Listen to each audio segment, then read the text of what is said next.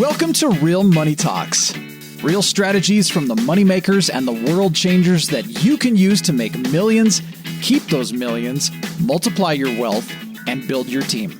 Here's your host, author of 5 New York Times bestsellers, money expert on Dr. Phil, CNN, CNBC, The Street TV, Fox News, and The View, Laurel Langmeyer. Welcome back to all of you. We are at our cast. I'm at a place where my internet is not super stable. Eileen is here. We're going to talk about your credit. We're going to talk about business funding, and whatever you've done to yourself, you've got to fix it, and right away. So I'm going to pass the baton. Eileen, are you there? I don't see your cute little face. I am here. Let me first introduce myself to everyone. A lot of people in the community know that I'm known as the Credit Gal.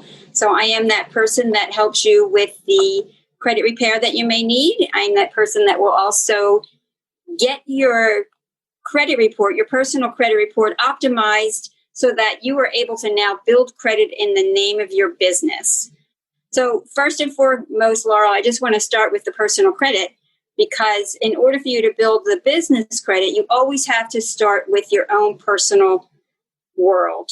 And the very first thing that you want to do is get a copy of your personal credit report, because 78% of credit reports are wrong. And unfortunately, we as consumers don't know that. And it wasn't until 2004 and 2005 that we were able to actually get a copy of our own credit reports. Prior to that, unless you went for a mortgage, even the mortgage company wasn't allowed to give it to you. So it's only been 15 years that we've had access to this information. And it's a big integral part of our lives, because your credit follows you everywhere. People think that they can just use cash. They're really proud of themselves for doing that. But what happens is when it comes time for you to get that car or get that house, you don't have the credit history in place for them to able to gauge what kind of an interest rate to give you. Are you credible? Are you credit worthy? How are you using your credit? So if you're someone that doesn't even have established credit yet, we help people get that started. There's a lot of college students that I love to work with, because I want to make sure they get started on the right foot with building their credit. So for anybody that already has established credit, you want to get a copy of your credit report every 12 months, and that's a rolling 12 months. So if you get it in March of one year, you'll back again March the next year. And you want to make sure that you pull at least one of your free credit reports.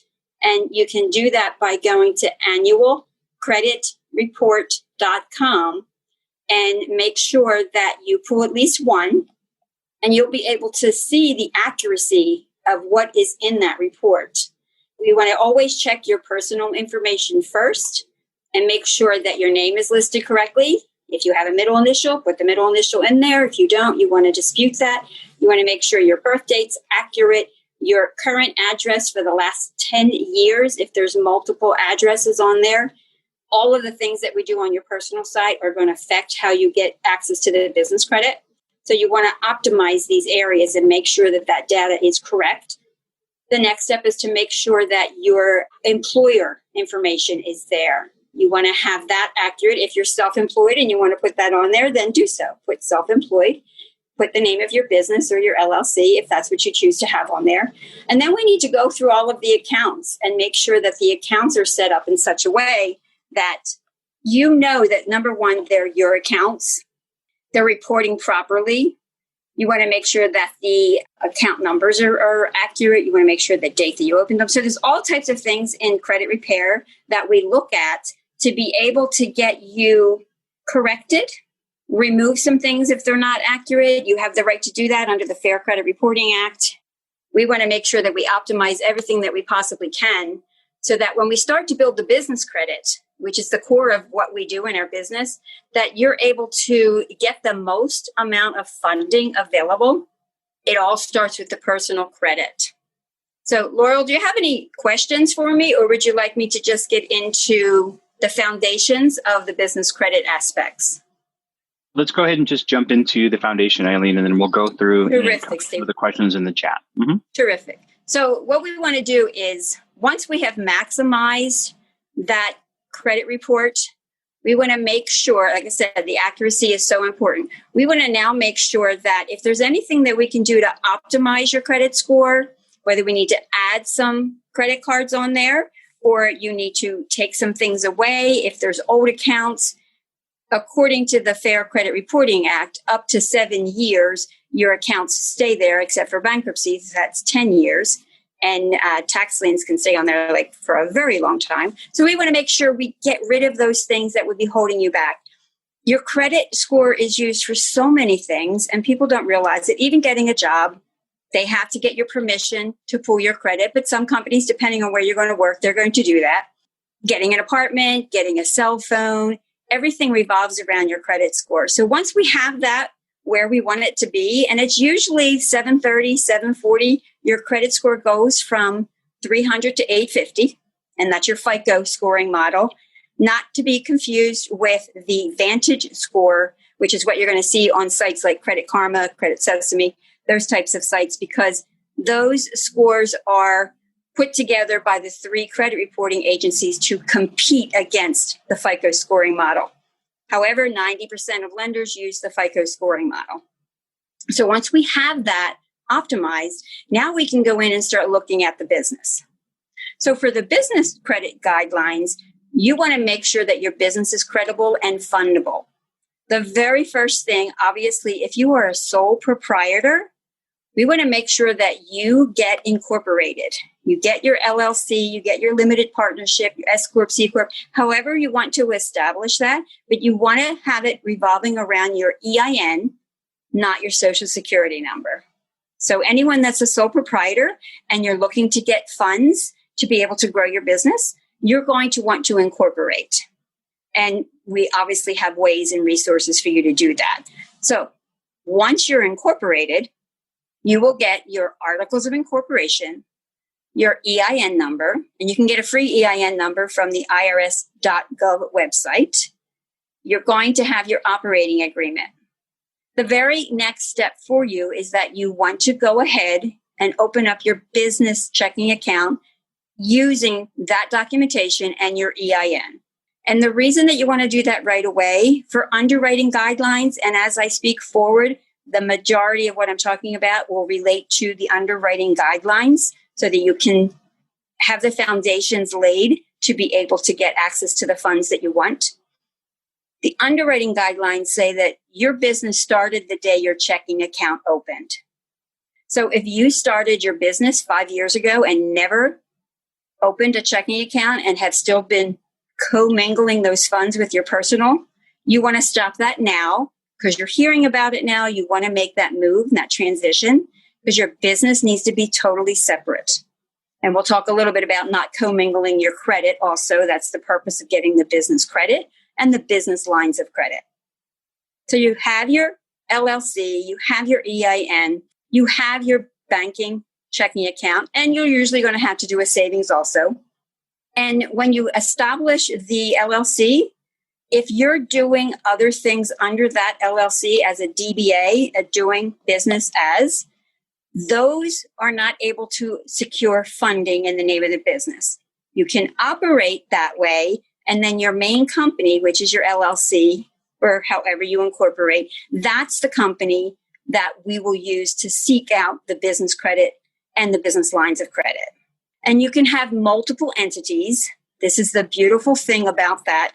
Every entity that you have, as long as it's not just a holding entity, and I'll explain that, you can get access to business credit for each of those entities. And a holding company to me is if you're just putting funds in there and then taking the funds out and doing investments and things of that nature, and that company is not generating revenue, that is not one that we're going to look at for building the business credit because they want to see the financials going on. So I hope you're all taking good notes, but I will have a resource for you also that you can get a 10-point checklist to make sure all these things are in alignment. Again, it's all about being credible and fundable. So after you've gotten those things, now the next big thing is you want to get your DUNS number. So the difference between personal and business credit, in the personal world, you have a FICO score. You have 5 different factors that you Once you understand how these factors all work together, you can maximize your credit score. The biggest one there being 35% of your FICO score is how you pay your bills. Do you pay on time? Are you late? Do you pay early? Do you pay the full amount? Do you pay the minimum amount? Those are things that are looked at in the FICO scoring model. You don't want to pay late because that's a negative and that's going to pull your score down. The next part of that is 30% is, in the industry, it's called credit utilization. Simply, how much of what you actually have available are you using? And are you using it wisely? For example, for a higher FICO score, you want to use, the industry standard says less than 30% of what you have available. I personally like less than 20%. And it all depends on why you want to maximize your credit score in the first place. If you're looking to buy a home, I want to have as little utilization as possible because that helps you in all the other factors involved in getting approved for the mortgage. So let's try to do 20% or less. So if you have a $1,000 credit card, use 200, less than 200, pay it off, pay it in full, do that consistently, and your credit score will increase. High achievers who get the 800 and up credit scores use less than 7% of what they have available at any given point in time. So the other factors is how long you've had credit, your length of credit history is 15%. And then the last two 10% are you applying for credit and what's your mix of credit? So all those factors have to be put together to determine your FICO score. And what's beautiful about business credit, there's only one factor that's going to determine your business credit score, and that is simply how you pay your bills. How easy is that? So when I say that, it's all about the Dun & Bradstreet. This is why you need a DUNS number. So Dun & Bradstreet is the highest credit reporting agency for businesses. When one business wants to do business with another business, they will go to Dun & Bradstreet and pull their credit report because anybody can pull another business's, not similar on the, or not like on the personal. You have to give someone permission to pull your credit. They can't just do it when they want. Business side, anybody can pull. If they have the data, they can pull it. And the data is just as simple as your name, your location, maybe when you started business. So you want to have a DUNS number, that data universal numbering system. That's how Dun & Bradstreet keep track of every single business in the world. They are the biggest credit reporting agency for the business. You also have Experian and Equifax business. So once you have your DUNS number, and it's very easy to get, you just go onto the Dun & Bradstreet website, apply for your DUNS number. Within 7 to 30 days, you will get access to that. And you'll want to have that because as you start to build your business credit, you're going to need all of the things that I just mentioned. In Dun & Bradstreet, what a lot of people don't realize is they're all about reporting your trade accounts. And what is a trade account? Say you go to quill.com, which is a supplier of office supplies. You can get an invoice that you don't have to pay for 30 days. It's a net 30 terms account. And as you do that every month and you're using the credit every single month, your Dun & Bradstreet report will start to build. You have to have at least 7 to 10 trade lines reporting before you can even get a credit report from Dun & Bradstreet. So in our programs, we help you to get started on that, on making sure you're in compliance, you're fundable, you're credit worthy, and moving along so that you can have these things done before you even try to apply. So some people, once they open up their actual business checking account, they will ask the banker for a business credit card. And depending on how your credit worthiness is at the time, the banker may say, yes, of course, we're going to give you that. But you have to personally guarantee it. And all that means is if anything happens to the business, you are personally saying that you will take care of that account. Well, the beauty of business credit, again, is you can get those business credit lines and credit cards without personally guaranteeing those cards. And how that benefits you as an individual and a business, you're not liable on your personal side. It's all about the security. If somebody comes to sue your business, they can't go after you, your family, your home, your assets on the personal side. So you want to have that protection in place. And if you do go to your bank and you don't know what questions to ask them, you're going to get the wrong accounts. So I want to make sure that everybody's very clear that you want to ask a lot of questions before you sign on the dotted line. And what the banks will tell you is the reason they want your social security numbers because you're the owner of the business. And they want to make sure, again, it goes back to the credit worthiness and the risk factors. They want to make sure that you're okay. If you handle everything in your personal world well, then they are going to grant you that credit. And if you don't, then we have some things we have to work on and try to maximize that for you so that we can get you the business credit. Now, the reason that I love getting business credit on the personal side, if you have your highest limit credit card at $20,000, the amount of credit that you can get as business is 10 times. So you could start at $200,000. And who, as a business owner, doesn't want to get that? When we were going through everything that we went through in the beginning of this year, there was a lot of people who didn't have those reserves. They didn't have the extra revenue set aside. But the people that I worked with last year who optimized their personal credit, got the business credit, they were fine because they had the revenue sitting there. They had their reserves in place. And we recommend anywhere from 3 to 6 months of reserves, whether it's in your personal world or in your business world. So that way, when something happens, and believe me, it will happen again in the future, something, hopefully not this, but you'll want to make sure that you are prepared for that. It's again, it goes back to security and protection. And we want to make sure that you are protecting yourself and your family. Steve, are there any questions out there that I should be responding to? Yes, definitely. So I think now's a good time to address some of those, Eileen. I think this is in reference to the annualcreditreport.com website.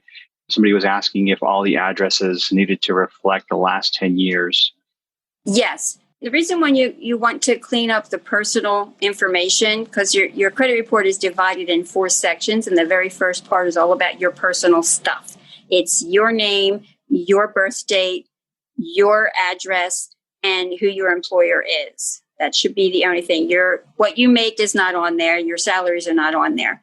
So if you have, again, thinking underwriting, if you have 3 addresses listed and the other 2 really aren't current, the more addresses you have there, the harder it is for the underwriting team to do what they need to do to qualify you for the loans or the cards, because now they have to research those other 2 addresses.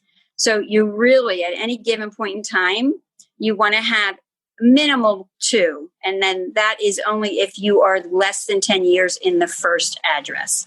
Now, if each one of those addresses is 2 years, 2 years, 2 years, I would still just keep the top 2. And that's just a simple letter that we can do, and we just get that fixed and removed. I hope I answered that question. Definitely.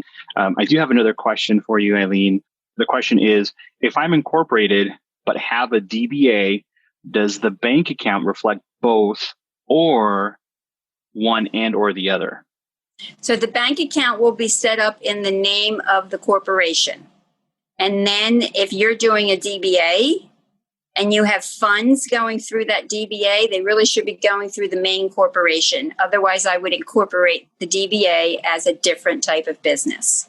Because when you go for the underwriting process or the approval process for the credit cards or the lines and any kind of loan, they want to see the financials that are moving back and forth through the checking account. So it's okay to have a DBA. I have a DBA.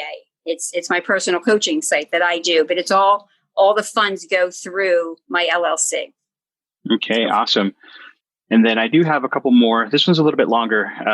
It says, what happens if we were running a commingled account for several years? So here's an example. I incorporated an LLC in 2015. I commingled until February of this year, 2020. And as soon as Zach found out, I had to separate them. What do I do regarding those past few years? So again, underwriting process, they're going to look at the date that the checking account was opened. So even though your business, and yeah, they look at it, they look at the start date of your business, but they're not going to be able to verify the financials for that business because it was commingled with the personal.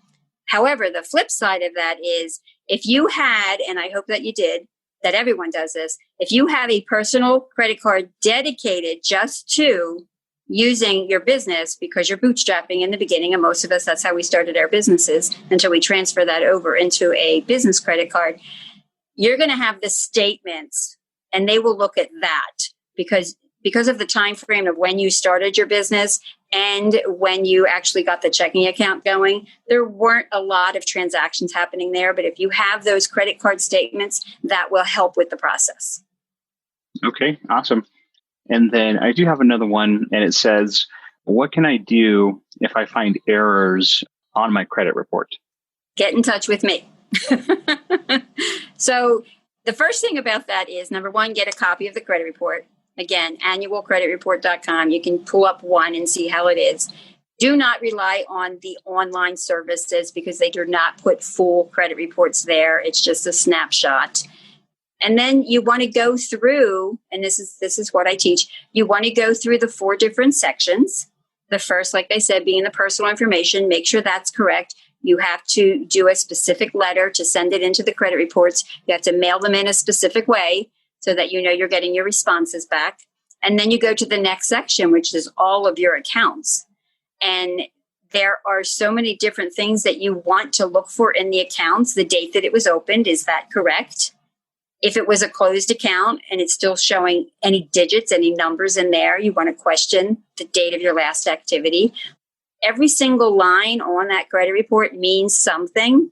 And if it's not listed correctly, it needs to be questioned. And we have the right to do that from the Fair Credit Reporting Act back in 71 that got started for us, that you can dispute, which is interesting because you couldn't even look at your own credit report until 2004, 2005. But you can dispute anything that's inaccurate, misleading, erroneous, and you just don't recognize it.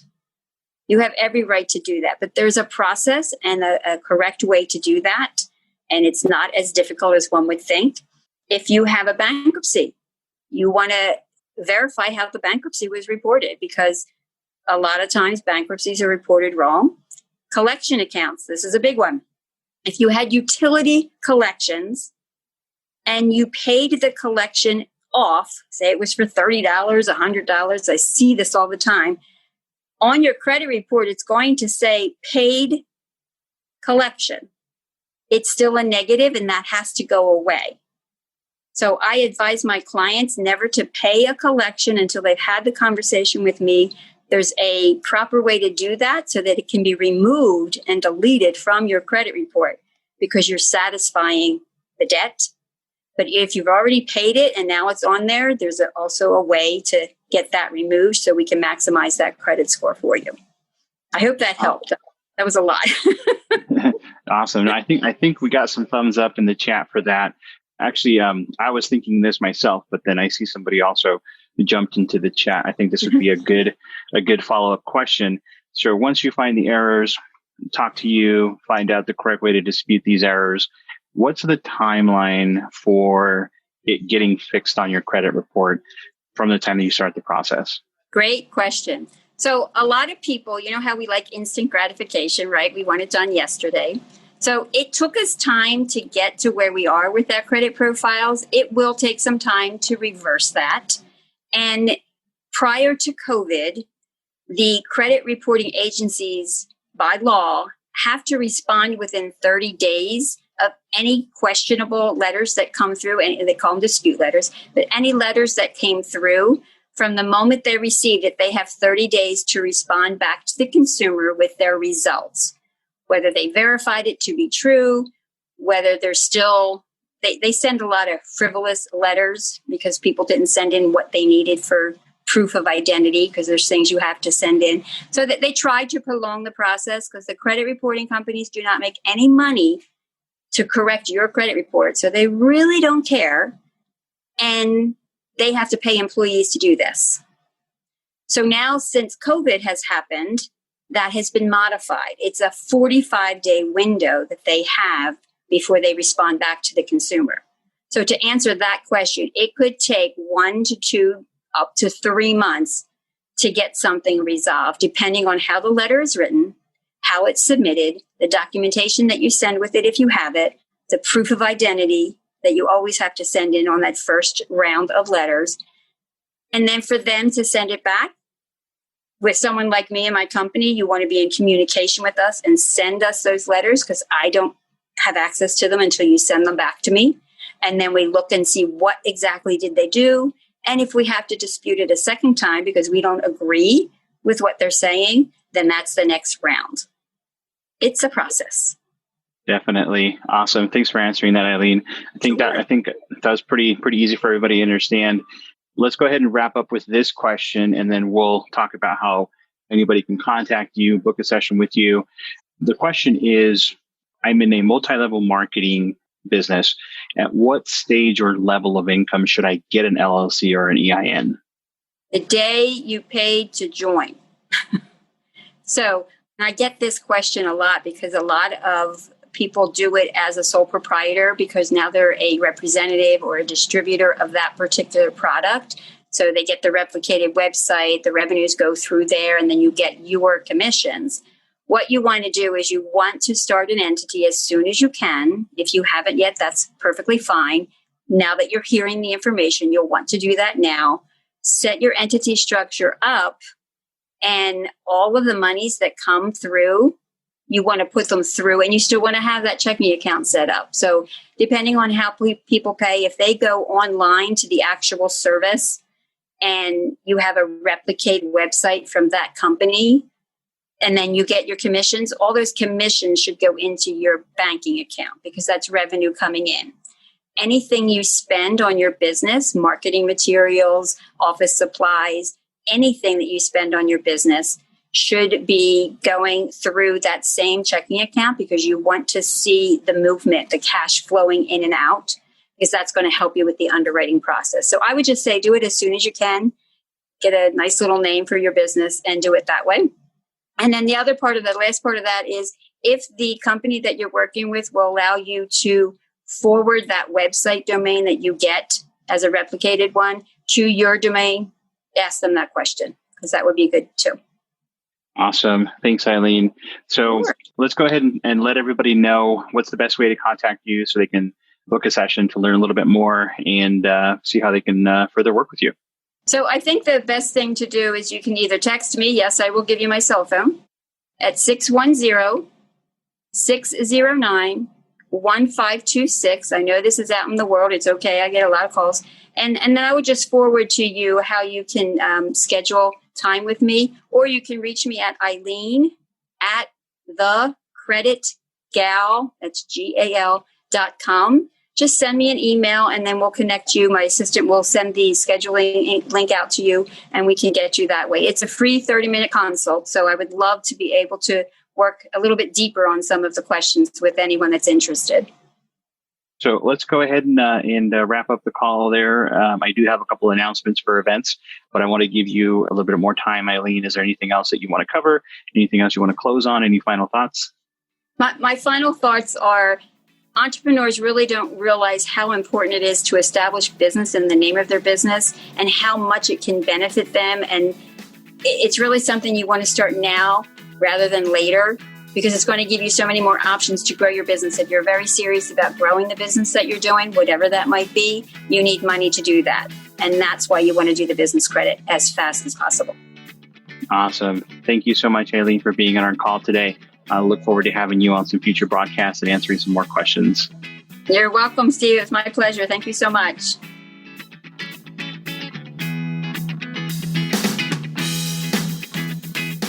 Thanks for listening to the Real Money Talks podcast.